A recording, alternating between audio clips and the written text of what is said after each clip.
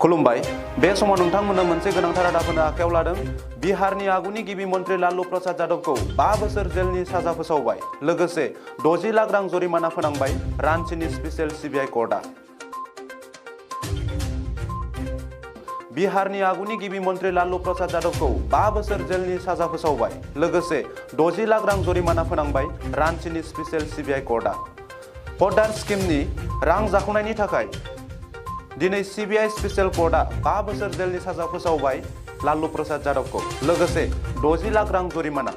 मख'नो गोनांदि 1990 मायथाइनि पद्दार स्किमनि दारान्दा ट्रेजारिनिफ्राय 139.5 कोटी रां जाख्ल'दोंमोन लालु प्रसाद यादव आरो माखासे दैदेनगिरिफोरा। बे दायनि साजाखौ दिनै कर्टआ फोसावबाय। साजा बादियै 5 बोसोर जेल आरो 60 लाख रां जरिमाना।